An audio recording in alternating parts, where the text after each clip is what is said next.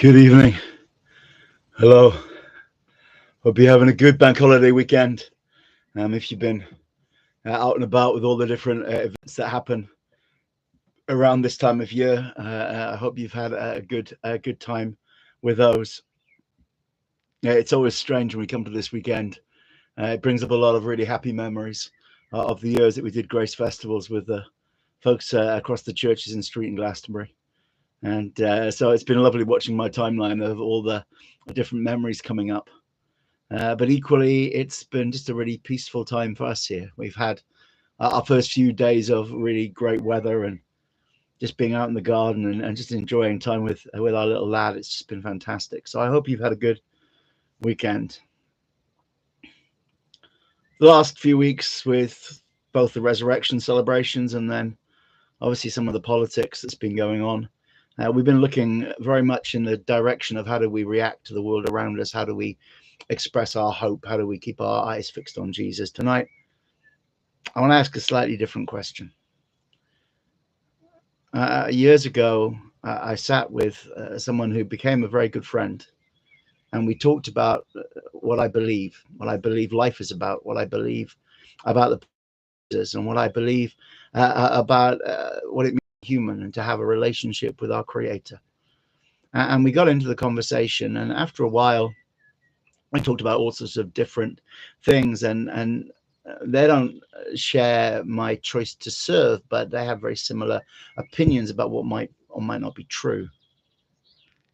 And I remember them saying, the thing is, I'm not really in the place that I can give it as much thought as I would like right now.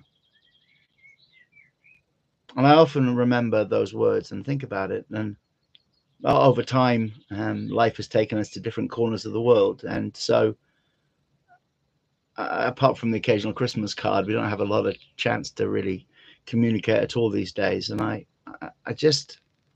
wonder, did they find time? They can say all the right words, they can articulate the language of what we as Christians say we believe, but have they ever found time to really think about it themselves?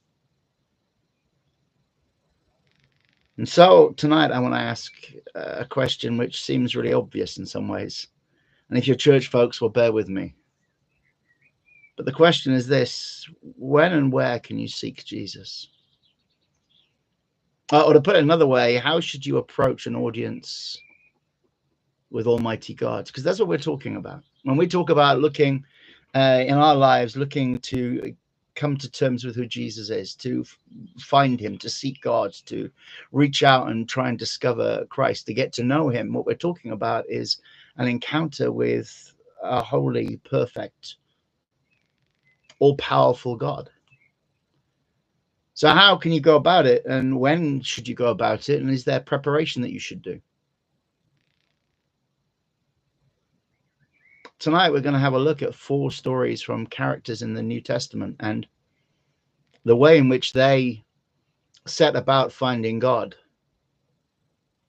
the way in which they tracked down Jesus and arrived in his presence. It gives me real hope.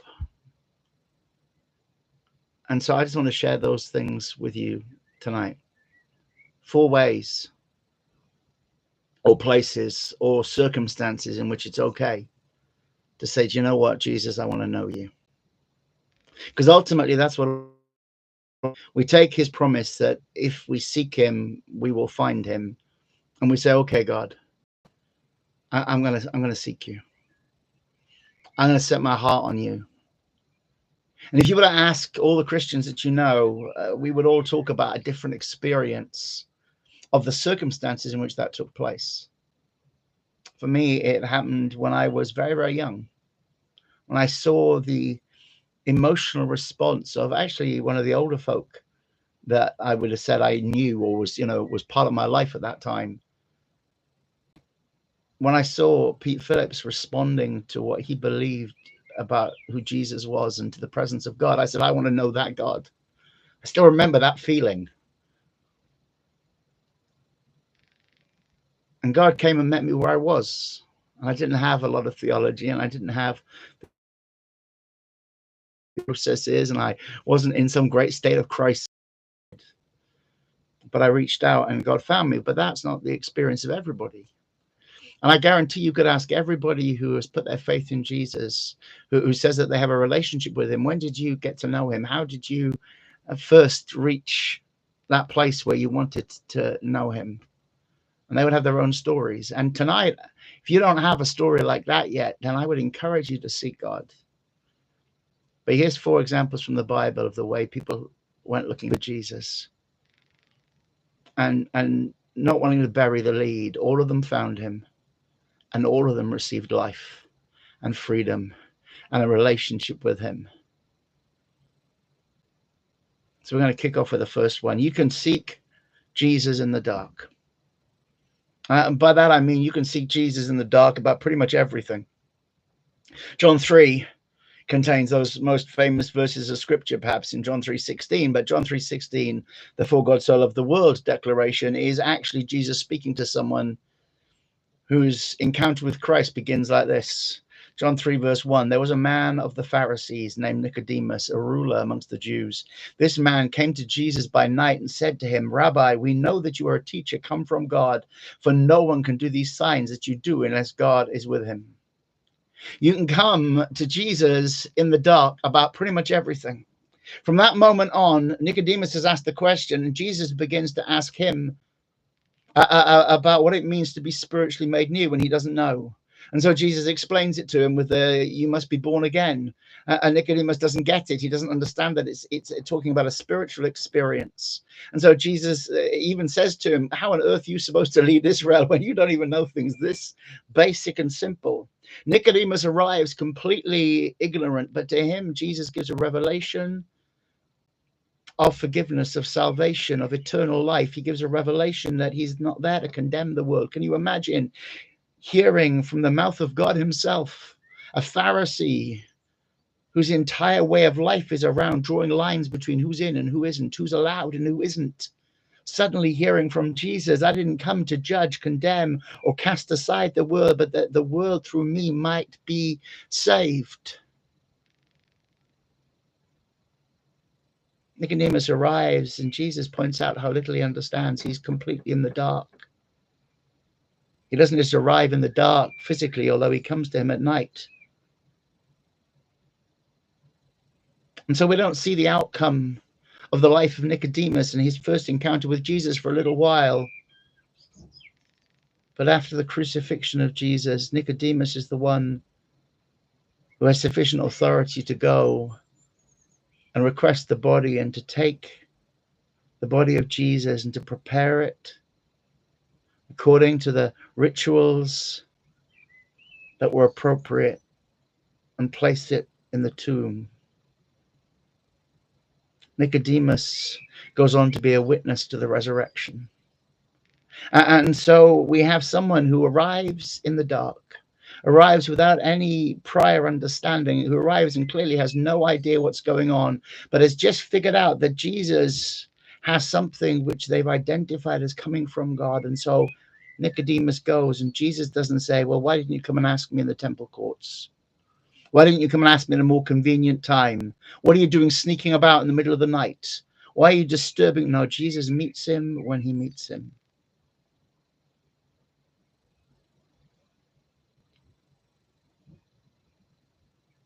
I don't know how my life would have gone if I'd waited until I understood more. I was not a lot older than our little lad is now when I chose to seek Jesus and he met me where I was. And I promise you, you don't need to know anything. You don't need to have read the Bible from cover to cover. You don't need to have reconciled all the differing theological opinions you might stumble across online, or if there's any still left out there in a Christian bookshop.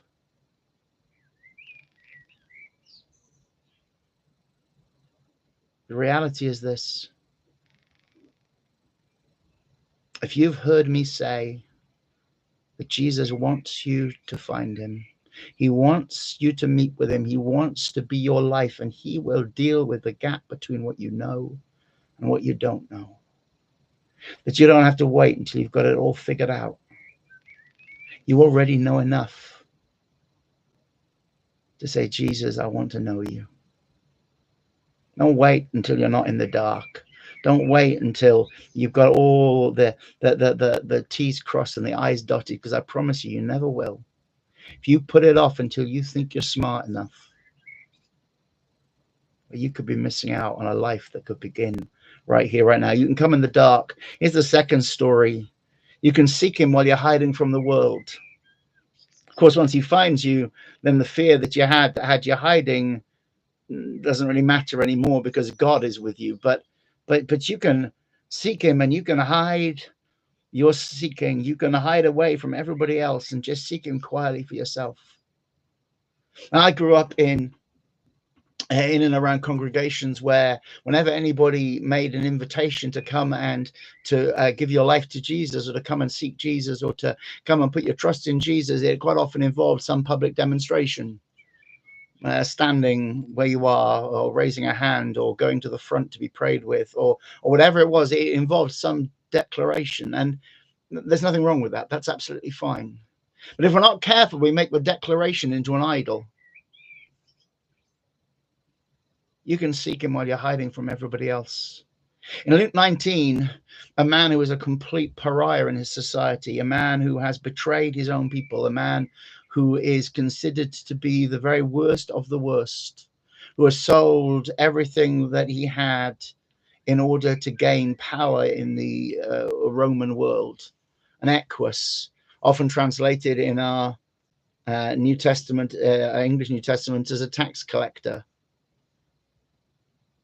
A man who's also physically not particularly imposing, and so without having armed men around him, which is how he would have carried out his affairs, his tax collecting, his enforcing of Roman rule,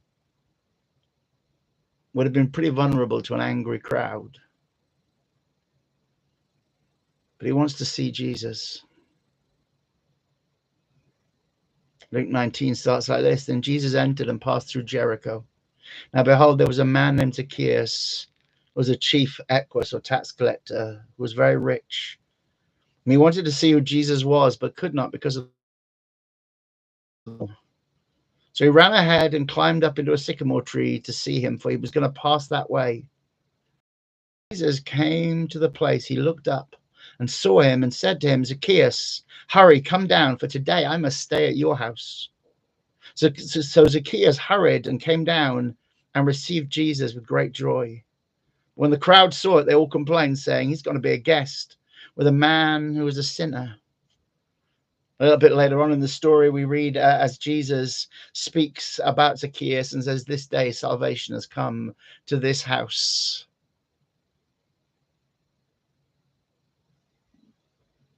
Well, I don't know if the crowd's been getting in the way for you.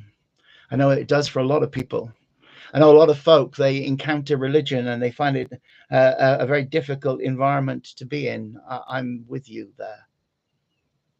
And they're concerned about what people will think, and they're worried about how they will be viewed. And not only that, but it's just really hard to see because the crowd are all around you. You know, sometimes it's very hard to hear the words of Jesus when they're being spoken from a gilded pulpit, or they're being spoken from a performance stage with lights and smoke and all the things that go with some contemporary expressions, or they're being spoken by a man in a funny dress with a tall hat, or they're being spoken, but that there's folks who hate anybody who's not like them, who claim to be followers of Jesus. Sometimes it can be really hard to see past the crowd. Not only that, sometimes you just want to be able to seek on your own. Jesus, I want to see you, but I don't want anybody else to be a part of it. I don't want to have to deal with the crowd. I don't have to deal with what they're doing. Do you know what? You can seek Jesus hidden away from everybody else. You can just get in a quiet place. You don't need a priest or a preacher. You don't need a theologian. You don't need a blog. You don't need to have some YouTube channel, this one included. All you need is you and a heart that says, God, I want to know you. And the promise he gives is that you will find him, not when you go to a place you think other people know where he is, but rather when you seek him with your heart. You can seek God when you don't want anybody else to see that you're seeking. You can seek God where for your own sake, you don't want to have the argument with your family. You don't want to start some theological debate with your neighbor. You just want to get to Jesus for yourself. You want to see, who are you, Jesus? See, Zacchaeus doesn't start this. He's looking for Jesus because he wants to honor him or worship him or tell him that he's God. He just wants to see who he is. Tonight, I can explain my experience of Jesus to you. But nothing compares with you going and seeking him for yourself. You can seek him while hiding from the world. You don't have to make a song and dance. You don't have to make a big declaration. You don't have to go around telling everybody that you're trying to find God. You don't have to change how you dress or how you look or anything. But you can start right now. You can seek. And if your heart is sincere, you will find. God promised it. I'm certain it's true. He said, Jesus, I want to see you. I want to know who you are. I want to understand you. I promise he will show up. It's the third time it's good to seek God. You can seek Jesus when everyone else thinks you're too far gone. You could even do it if you felt like you had a legion of demons on your back. In Mark 5, Jesus is arriving on the side of the lake, the Sea of Galilee, that he isn't normally accustomed to being. And so he arrives there, and immediately he's greeted by someone that the world just doesn't think is helpable. This is Mark 5, starting at verse 1. Then they came to the other side of the sea, to the country of the Gadarenes. And when he had come out of the boat, immediately there met him out of the tombs a man with an unclean spirit. He had been living among the tombs, and no one could bind him, not even with chains, because he had often been bound with shackles and chains, and the chains had just been torn apart by him, the shackles smashed in pieces. Neither could anyone tame him. And always night and day he was in the mountains and in the tombs, crying out and cutting himself with the stones. When he saw Jesus from afar, he ran and he worshipped him. And he cried out with a loud voice and said, "What have I to do with you, Jesus, Son of the Most High God? I implore you by God that you do not torment me." But Jesus said, "Come out of the man, unclean spirit." Then he asked the spirit, "What's your name?" And the spirit answered, saying, "My name is Legion, for we are many." Also he begged Jesus earnestly that he would not send them out of the country.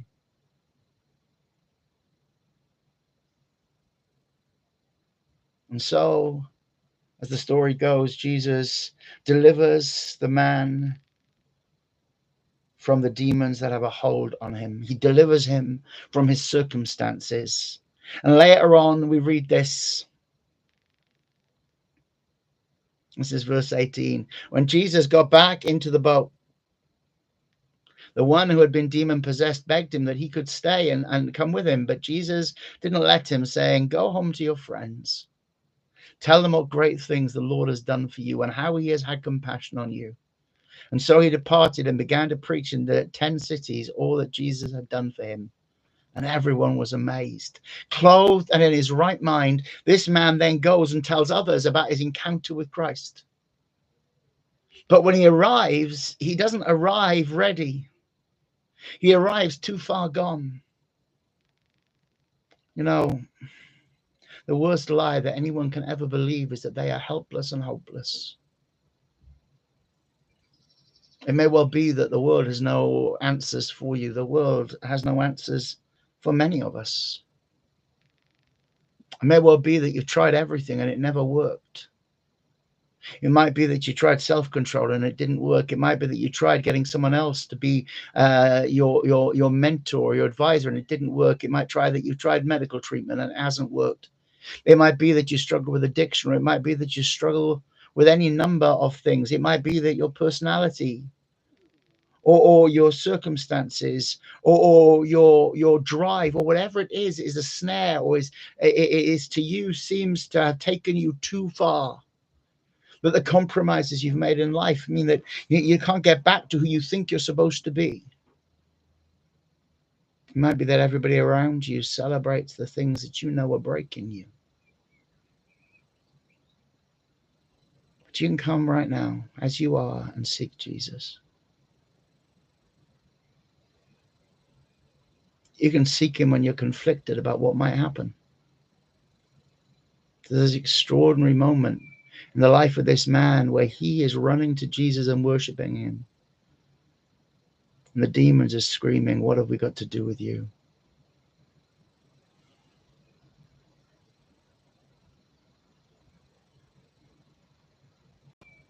I don't know what identity has been placed on your life where the world says, oh, you're not the sort of people that are welcome. You're not the sort of people that Jesus wants. You're not the sort of people that ever find God. You're not the sort of people they'd want in church. I don't know what you've heard. But let me tell you something about the Jesus that I know. He's never turned anyone away because they were too hard to deal with. He's never turned anyone away because they were too disruptive, too noisy, too messed up. He's never turned anyone away because they had just been stuck in the same circumstances, the same issues, the same patterns for too long. He's never turned anyone away, no matter how destructive, no matter how hurtful, no matter how battered, bruised, and beaten. He doesn't turn people away. You don't have to tidy yourself up. You don't have to get yourself clean. You don't have to worry about what anybody else is going to say. It's nobody's business but his. And you might have encountered religion, and if you did, I'm so sorry.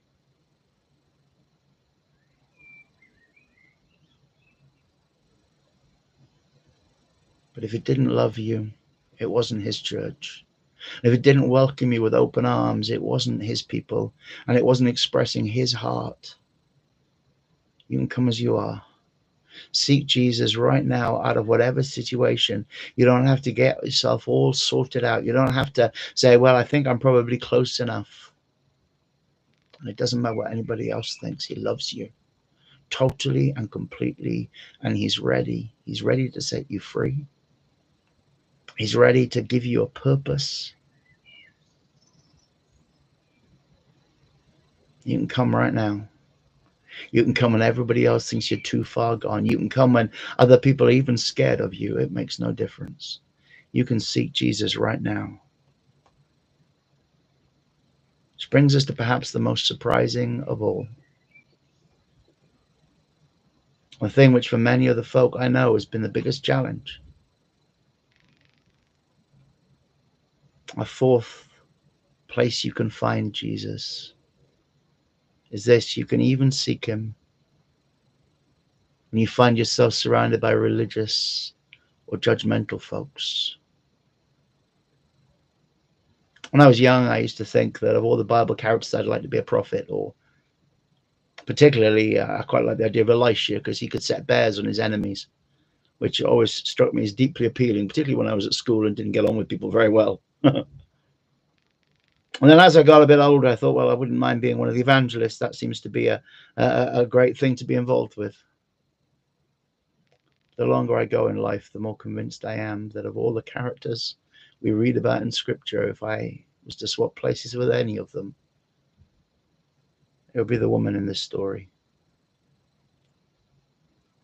In Luke 7, we read about Jesus going to have dinner at the house of a Pharisee. It's a Pharisee who later on we discover is also a leper. And so he should have understood what it was to be an outcast and what it was to be unwelcome. And it's an extraordinary thing that Jesus would even eat at his house. But they're surrounded by religious folk who are really trying to trick him, who just want to have an argument, who don't want to acknowledge who he is, who aren't really interested in anything he has to say. They just want to be caught showing off their status, that they had this man in their house. Well, and amongst it all, into a place where the religious folk would have gladly stoned her, comes a woman who knows Jesus is there and takes her opportunity to worship. Luke 7:36 says this: then one of the Pharisees asked Jesus to eat with him. And so Jesus went to the Pharisee's house and sat down to eat. And behold, a woman in the city who was a sinner. That's a pretty broad brush. Lots of people want to speculate, but the reality is all of us sin, so we don't know what the issue was. But when she knew that Jesus sat at the table in the Pharisee's house, brought an alabaster flask of fragrant oil, and she stood at his feet behind him weeping, began to wash his feet with her tears and wiped them with the hair of her head. And she kissed his feet and anointed them with the fragrant oil. Now, when the Pharisee who had invited him saw this, he spoke to himself, saying, this man, if he were a prophet, would know who and what sort of woman this is who is touching him, for she's a sinner. Jesus answered and said to him, Simon, I've got something to say to you. So he said, Teacher, say it. He still doesn't know that Jesus heard what he was thinking. He's about to find out, because Jesus says this: there was a certain creditor who had two debtors. One owed 500 denarii and the other 50. When they had nothing with which to repay, he freely forgave them both. Tell me, therefore, which of them will love him more? Simon answered and said, I suppose the one he forgave more. Jesus said to him, you've rightly judged. Then he turned to the woman and said to Simon, you see this woman? I entered your house. You gave me no water for my feet, but she has washed my feet with her tears and wiped them with the hair of her head. You gave me no kiss, but this woman has not ceased to kiss my feet since the time I came in. You did not anoint my head with oil, but this woman has anointed my feet with fragrant oil. Truly I say to you, her sins, which are many, are forgiven, for she loved much. But to whom? And he said to the woman, your sins are forgiven. And those who sat to themselves, who is this who even forgives sins? And he said to the woman, your faith has saved you. Go in peace.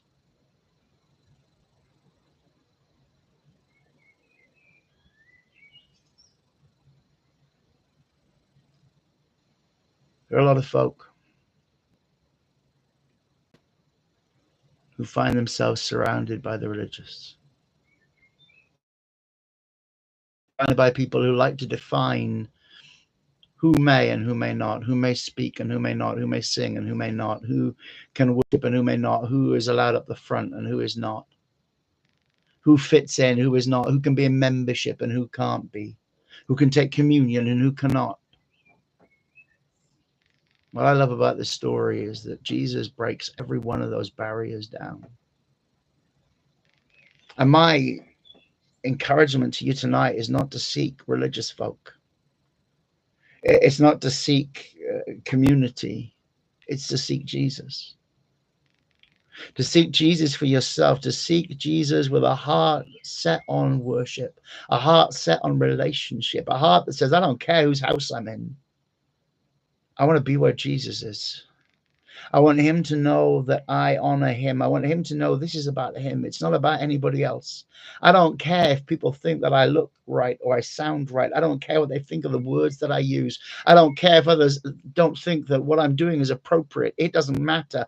I am going to worship Jesus.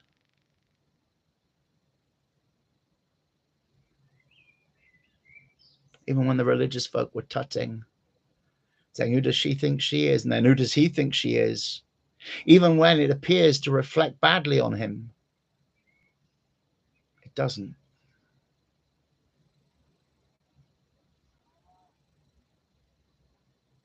You might have been surrounded by religious folk a lot over the years. I'm a lot of people who worship religiously every week, but they've never known him for themselves. They've never known what it is to be forgiven. Not just told that you could be, or not just told that God would be willing to, but to actually know deep down inside the confidence, the peace, the absolute calm that comes when God speaks forgiveness. And the only way to get that is to get to Jesus, to seek him for yourself. I can tell you that he forgives. But just like I could tell you that I had a really nice lunch today, well, you can believe me, but it makes no difference because I ate it, you didn't.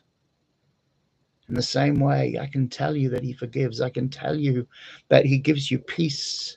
I can tell you that you can look in the mirror and say, God forgave me.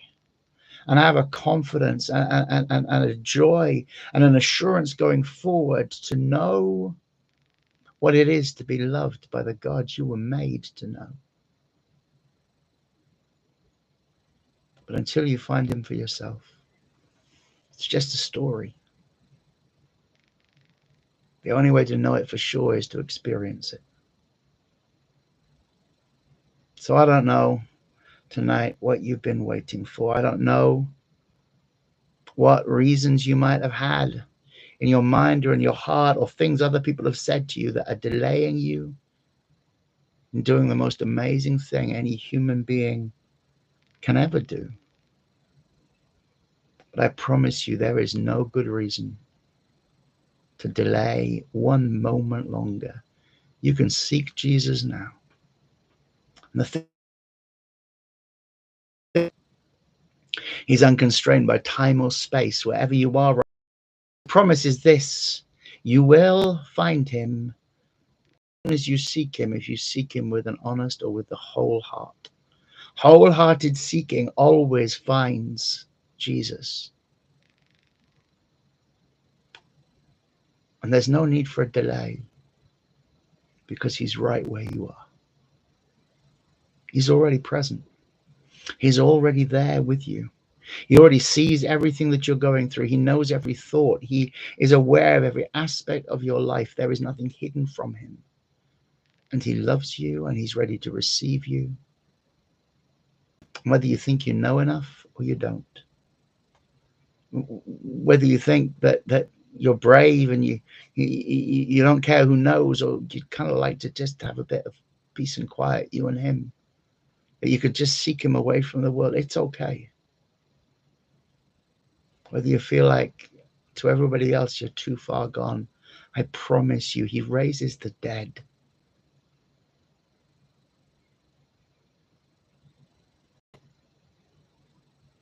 Whether you feel you can't lift your head, whether you've been surrounded by the noise and the hostility of religious folk, don't judge Jesus by people who lie about following him. Because those who really follow him have his heart of mercy, have his compassion, show his welcome, speak his peace.